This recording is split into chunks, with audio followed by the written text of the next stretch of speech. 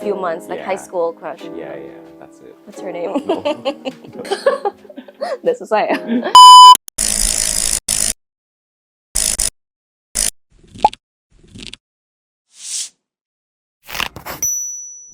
Hi guys, welcome back to the Tiga podcast. Hello guys! If this is the first time that you guys are listening, my name is Titan. I'm Gaius. And we've been together for 9 years, married for almost 2. Yep. And today we'll be talking about long distance relationships. Wow. This is something we have experience with. Yeah, right? and I think a lot of people have experienced this in the past or are experiencing it right now. So without much further ado, let's get on to the first question. How long were you guys in a long distance relationship for? Actually, I would say not that long compared to other people. I think Almost 2 ours years. was 2.5 years. Really? I think so, yeah. Wasn't really that long. I remember. Wait, no, it was shorter. Sorry. Yeah, right? It's 1.5 years. Yeah. And it was really close by. It was Singapore and Jakarta. Yeah. But I've told him before, somehow the closer distance is more difficult than the longer distance because I've done longer distance with my past relationship and I met him only once in 6 months. So I'm used to not being with him. And also, of course, it wasn't such a serious committed relationship as ours. So my relationship with you was stronger and more clingy. So when we were doing LDR, it was harder on me because we met more often, once in 2 weeks, and only for 2 days or a day and a half. So I'm crying every week. Whereas in my past relationship, I'm meeting every 6 months. So it's oh, okay, I can live my life without him, you know? Yeah. For us, I think we met each other every 2 weeks, yeah. Almost every 2 weeks. Yeah. And then it would be me working Monday to Friday in Singapore. And then Friday night, I'll be rushing to the airport. So I wouldn't miss my Air Asia flight. I always took Air Asia. And it's always the 12 a.m. Was it that No, late? no. Oh, you arrived at 12 a.m. I remember. It was either a 8 p.m. flight or a 10 p.m. flight from Singapore. And I would... And you still wanted to save money. So after work, you would take MRT. You wouldn't even take taxi. Yeah, dude, because I worked in the most west of Singapore. Tuas. Yeah, Tuas. And Changi was in the most east. It's opposite sides, you know. So it's an hour MRT. And then an hour of waiting at the airport. No, dude, there wasn't even waiting at the airport. Oh yeah, you langsung masuk. Dude, there were some days where, dude, I had my baggage with me at work. At work. My baggage. So it's Yeah. from there langsung to, So your coworkers knew that you were in a long distance? Yeah, everyone knew. Okay. So an hour and a half flight, and when you reach here, I think back in the day, I didn't always pick you up with a driver. I would drive to the airport on Friday, 12 a.m. quite often. I think cause kayak nggak enak gitu loh kalau supir malam-malam. Yeah. Jadi I nyetir sendiri dari rumah. And every time we meet, it would always be such an ecstatic moment. We would always be like, yeah! kayak lebay banget. Padahal baru ketemu sih seminggu atau 2 minggu sebelumnya. Tapi sedih banget gitu loh tiap say bye. And if you guys watch our couple vlogs, which we have stopped doing because we argued too much, honestly.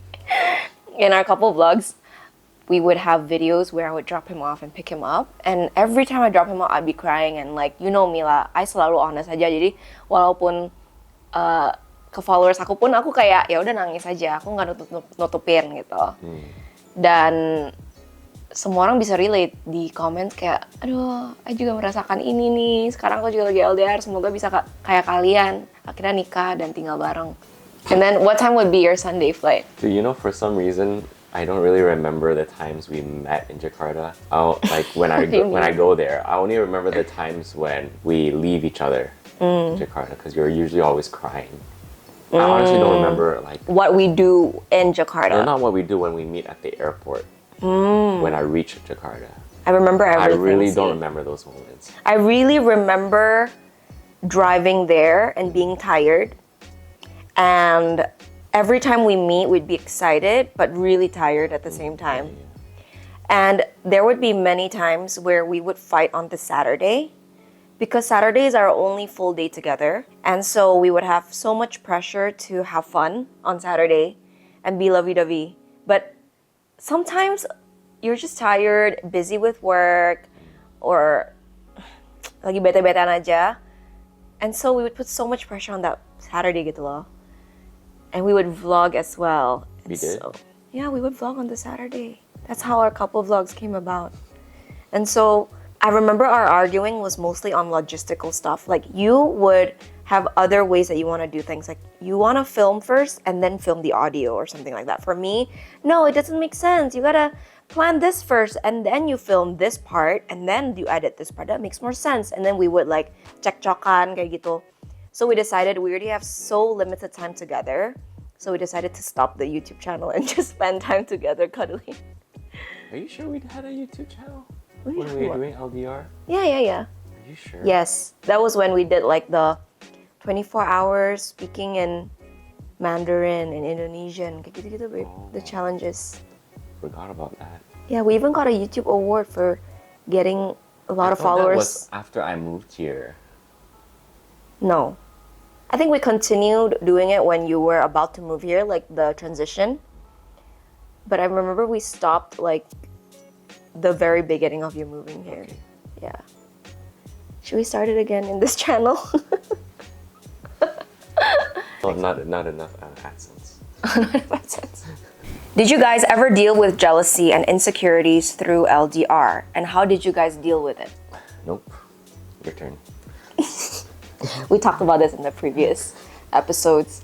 And I saw someone commented on like another TikTok account. So there was another TikTok account that like cut our podcast up and posted it. Really? Yeah, and they did it without credit. Then I messaged them. I was like, it's okay if you repost our YouTube content, but can you add credit? You know, because for me, I'm like, okay, that helps get the word around as well, right? That we have a new podcast and everything. And they were very nice about it. They were like, thank you, Katitan, for your message. Yes, we will add credit. So then all the videos now have like credit to Tantara, credit to Tantara. But anyway, they were talking about the part that I said you were never jealous. And then someone in the comments were like, bad word. You have so many ex-boyfriends. You slept with so many men. He should be jealous. And in my head, I'm like, you don't know me at all. Who is this person? Why are you assuming like the worst? This person? I don't know who this person is. It's a random like secret account. I don't know who it is. Okay. But sometimes you read those comments, you're just like laughing about it because like you realize that people out there just don't know you. But anyway, all my history, all my exes, he knows. So he's still never jealous, even till now. Maybe you can share why you're not jealous. You've told me this before. Well, for me, it's something of the past. Yeah. So why shall I change my emotions, my current emotion, towards something that has already happened in the past and towards a relationship between you and your ex that is no longer happening? Yep. Why? I don't understand. It's just really logical for me, like not to be affected by that. Right. So for you, I guess it's like so logical that you kind of don't feel the emotions with it. Are you blocking emotions or are you just... I just don't care. I really just don't care. Right. Yeah. And also he has told me before like, ngapain aku peduli orang aku yang menang gitu, aku yang menangin kamu gitu loh. Jadi dia nggak peduli siapa yang pernah pacaran sama aku, history aku, yang penting sekarang gitu. Nah aku sebagai wanita mungkin agak susah ya, we put emotions and everything, so I can't feel jealous because he has no exes, which is a perfect situation for me. But like my previous relationships, when they would talk about their exes, I would feel jealous and insecure. But I think also I was younger and I was not very sure of myself. Whereas now, if you had exes and you're trying to make me jealous about your ex, I'll be like, okay, so yeah, what bitch? I don't care. Because I'm hot, I'm cool, you know? Back then, I didn't feel that, you know? Back then, I would be like, oh, damn it, yeah, I think they were prettier than me, yeah, richer than me. But now it's like I don't care anymore because I know my value. But I think you'll still be jealous.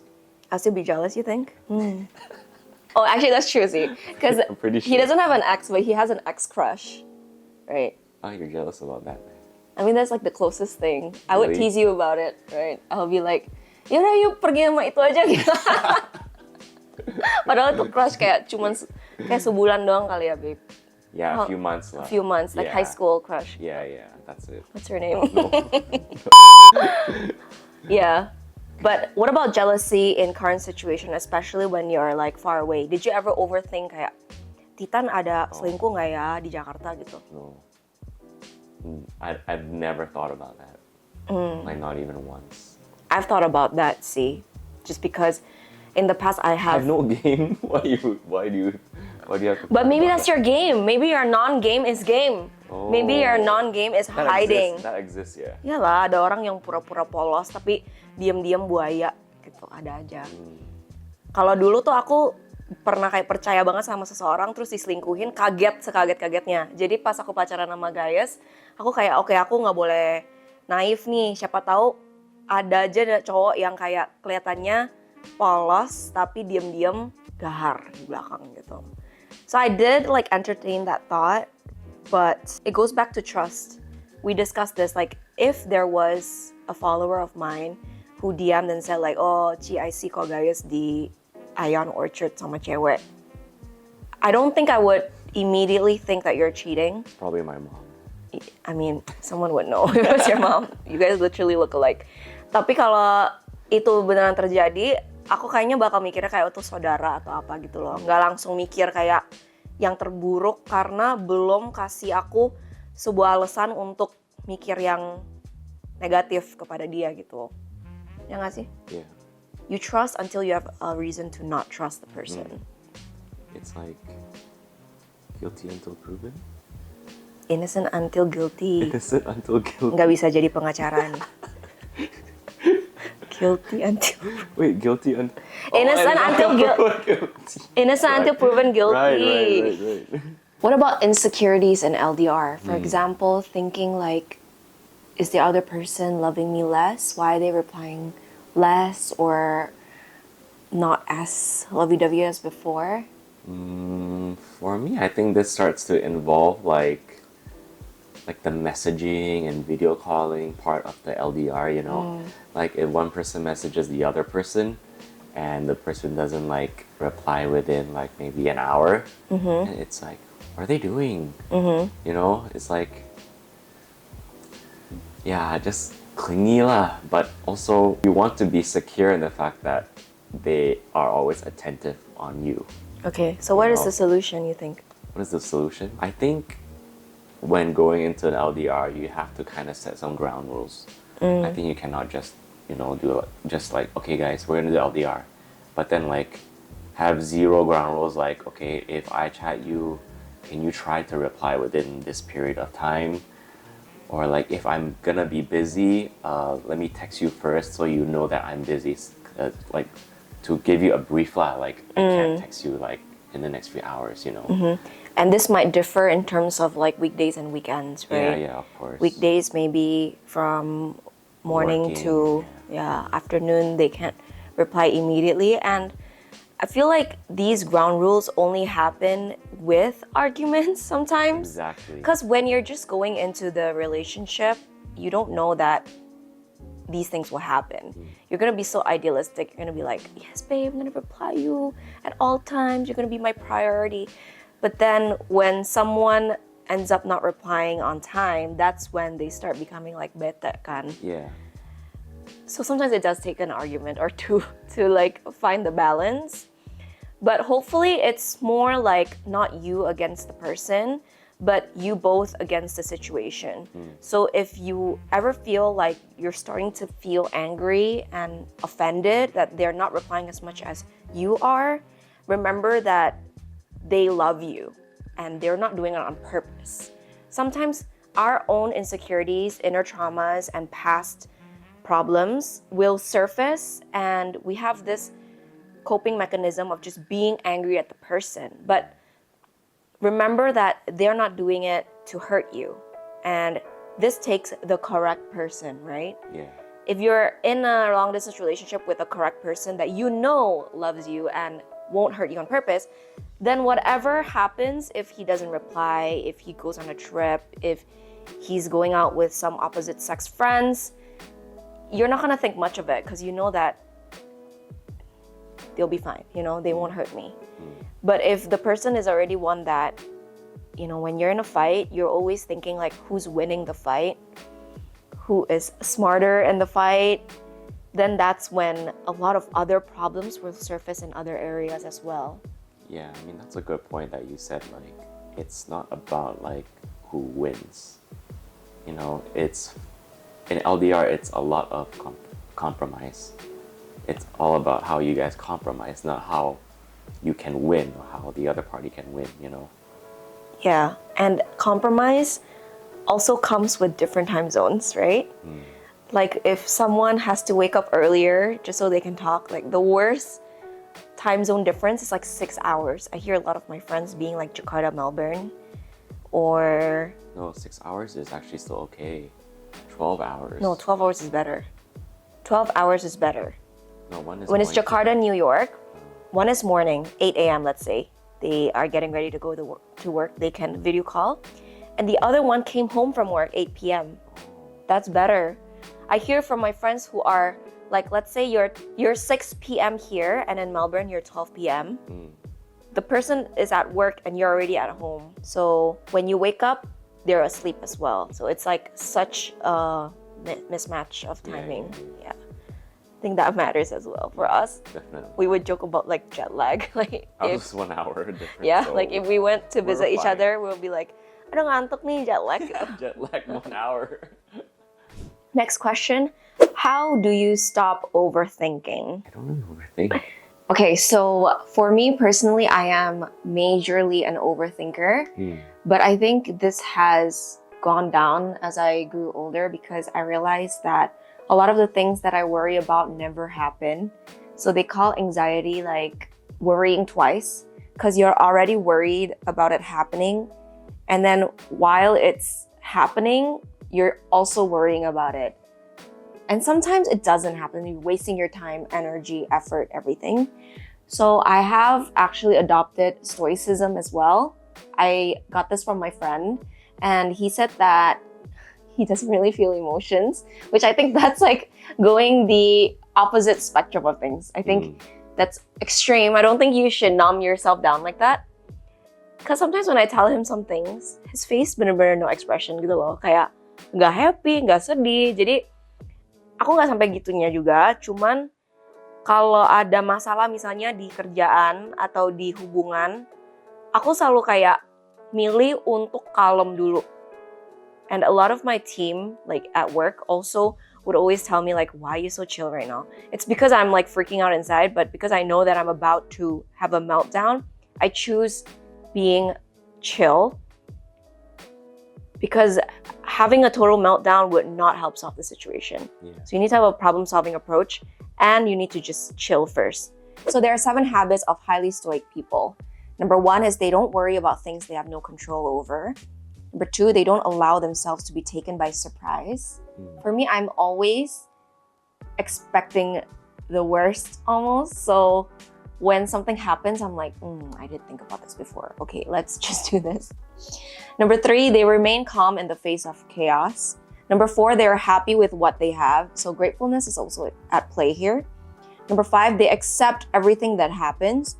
6, they listen more than they speak. And 7, they do not fear death. And I think these principles have helped me become more calm and not think too much, you know? Yeah. I think, especially for an LDR, I think you mentioned this before, like, people who have a lot of free time can overthink, right? Yes. So it's important to surround yourself with like a nice social circle. And stay busy. Yeah, stay busy. Yeah, either with work or activities. Yeah, and even having friends who understand that you are going through an LDR is a great thing to have. You know, like we have friends who are in LDR right now, and then when they suddenly go off for a call, it's like, yeah, we're totally like supportive and cool with it, right? Right. So it's really nice having that support from your friends. Yeah, if you have friends that are like manas-manasin kayak, oh yeah, I just got in an argument with my girlfriend who's living in America. Usually we're the ones who are like, oh, it's chill, like it happens a lot. But we have also some other friends that are like, ih kok parah banget sih? What did she say? Oh my god, you deserve better gitu.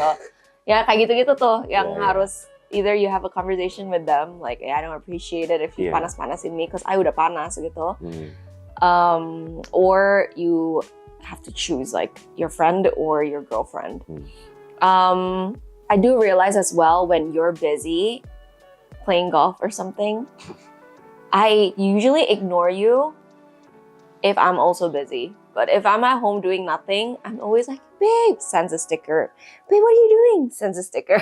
Hurry up, come home. Sends another sticker. It's really distracting, by the way. I don't care. Golf doesn't matter. I can't play good like that. 对不起.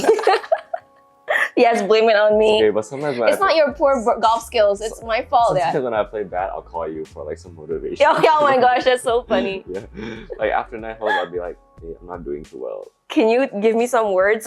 And then you'll be like, it's okay, just do your best. It's a game. I and love you. Works. It actually works? It actually works. Wow. Most of the time it actually works. Yeah, surprisingly so. Gila, I'm kayak your motivational master. Yeah. Yoda. You're like my psychiatrist. A lot of athletes have psychiatrists nowadays, you know. Do you know the difference between psychologists and psychiatrists? One can issue medicine, one cannot. Which one is it? A psychiatrist cannot. Wrong! I knew it. Psychiatrists can issue medicine. Alright. Yeah. So we have a problem coming from one of our Instagram followers. I love problems. You love them? Okay, let's solve them. Aku sama pacar aku udah 3 tahun lebih bareng-bareng dan sejak awal udah LDR. We have a good communication and everything just feels right with him. But we have a big problem which both of us are sandwich generation. Do you know that? Karena kita berdua tulang punggung keluarga. It's a bit hard for us untuk nabung or even have goals together karena our savings are just so pas-pasan and we both still struggle with it. It's easy to say find a better job or something, but in reality it's not that easy because you have to think about so many things. So sandwich generation is basically when a child has to take care of themselves, their future children or already born children, and also their parents. And I think this happens a lot when the more traditional parents give birth to kids knowing that they will be taken care of financially or physically by their children, which we personally think is a little bit selfish if you give birth and literally bring a human life into this world expecting to be taken care of. It's the parents' responsibility anyways to take care of their kids, at least till they're 18 or, adult age. So to expect that a senior person is able to live freely with no responsibilities in their children's house is gonna be heavy on the kids. So thankfully for our parents, we've talked about this with them because they're also getting a little bit older. And they say that they don't want to disturb our family and they're gonna try to have savings of their own and retirement plan of their own. But then I told them as also realistically when you're getting older you're gonna get sick, right? And of course because we love our parents and we have a good relationship with them, we've also discussed that if amit-amit mereka sakit, kita siap nanggung dan take care of them gitu loh. Be it close by to our house or in our house, or we find a 24/7 nurse for them, someone who can take care of their medical needs. Those are some ways that in Asian culture we can take care of our parents. But all of that takes money and that's gonna be stressful. I mean, in that kind of situation, it's kind of just just do your best. It's your parents. So you can't just not take care of them, right? Yeah. And just do your best because at the end of the day, you're gonna be probably even more proud of yourself that you were able to do that, Yeah. I feel like communication with the parents matter as well, not just communication with your partner, because as our parents are growing older, they're also more manja loh sebenarnya. Kayak they're not saying it, because they're like gengsi gitu.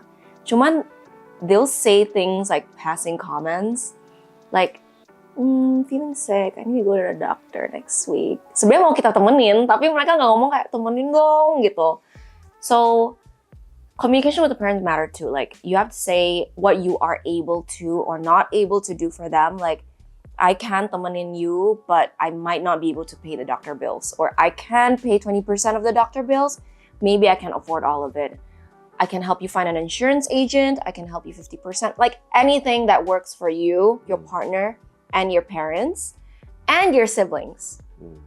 In an Asian culture as well, the older siblings usually are more expected to take care, or the male in the family, right? So everything is just so situational.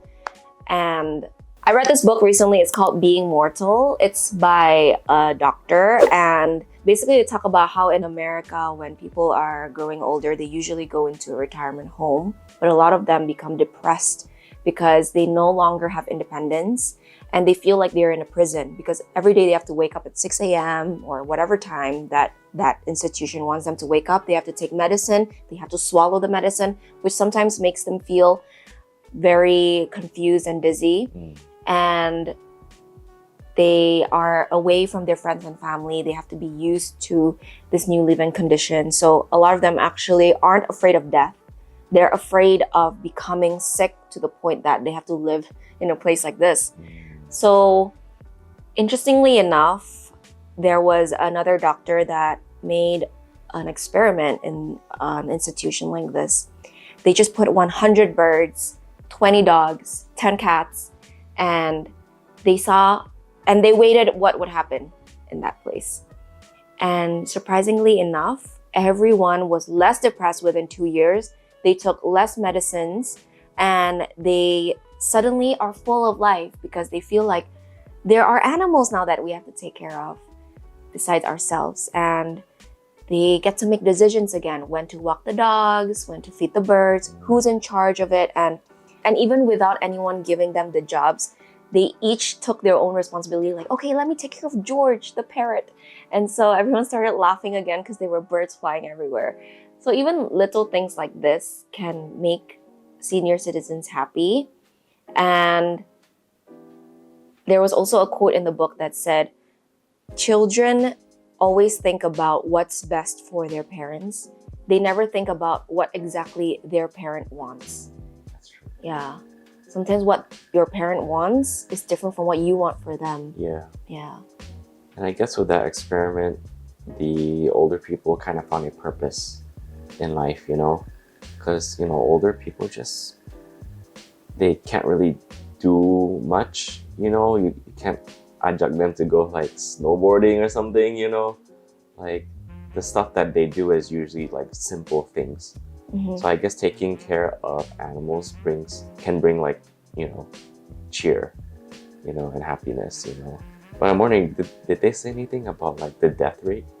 Did the death rate go down? The death rate went down as well. Wow. Yeah, because they had something to live for. Oh, wow. That's So now we're talking about sandwich generation. Interesting. So we gotta get People our parents like animals. Yeah, people are gonna start buying like birds. It doesn't have to be animals, right? Dogs, it can be like any purpose. Yeah. So in the first episode of Tiga Podcast, we said that we're gonna play a mini game in every episode, but we stupidly forgot to play in episode 2 and 3. So this is episode 4, and we're gonna go with this or that. You ready, guys? Yes. Okay. Painful truth or comforting lie? We're gonna answer at the same time, okay? 3, 2, 1. Painful truth. I think especially if it's from someone who is close to you. Yeah. You want to know how you can like improve as a person and stuff, you know? Speaking from experience. Yes, a lot of experience. Baru a few nights ago, yeah. Next. Okay, number 2. A phone call or text message? Okay, 3. This is like between like what? Us. Oh. Okay. 3, 2, 1. Text. I'm really lazy to do phone calls. Okay, next one. Sleep on the back/front or sleep on the side? Okay. 3, 2, 1. Back. Side. Hah? Tapi kan you... I used to like sleeping on my side, but I have like shoulder problems. Oh iya, tapi kan you sekarang sleep paralysis kalau dari back. I would get. Oh, udah nggak? Oh, you train I yourself? rarely have sleep paralysis. Oh ya? I kalau sleep ngurus tentang gitu, I sleep paralysis. I rarely have it. Okay, next. Wine or cocktails? 3, 2, 1. Wine. Damn, we're really married. Okay, next. Dulu cocktails though. Yeah, dulu cocktails. Yeah. We really like cocktails that are like a lot of flavors mixed, you know? Yeah. Like full of but that. not like fake tasting. Oh, tapi you know why we choose wine now? Karena wine lebih murah. Cocktails tuh kayak satu gelas 200.000, gila sekarang di Jakarta. Yeah. Terus kayak nggak tipsy, nggak berasa apa-apa. Kalau wine, at least one bottle bisa kayak 400.000. Tapi ya lumayan tipsy gitu And you loh. can share amongst friends. Yeah. It's like, and especially when you're older, alcohol just hits you a lot quicker. Yeah, and wine does that. Mm-hmm. Morning or night? 3, 2, 1. Night. Okay, countryside or city? 3, 2, 1. City. Yeah, you can tell. We've been together forever. We haven't gotten a single one like Different. No. No, only the side and back one. Oh yeah. I mean, that one is very like. I'm gonna start sleeping on my back tonight just to be the same as you. But usually you sleep on your back, you know. Usually Do when I? you wake up, you're sleeping on your back. That's true, yeah. Yeah, and you're like. Because all the photos you have of me, I'm always like this. Yeah. I'm always sometimes I'm like this, kan? Yeah. Okay, thank you so much for watching. This is saya. Thank you so much for watching Tiga Podcast. I hope you guys enjoyed this LDR episode. Let us know down in the comments if you have other topics that you want us to talk about, or if you have any relationship problems or issues that you guys want us to discuss. We'll be very happy to do so. Like even like brand new topics that are not even relationship related. Maybe we can discuss that too. Yes. Thank you for watching. Thank you. Bye. Bye.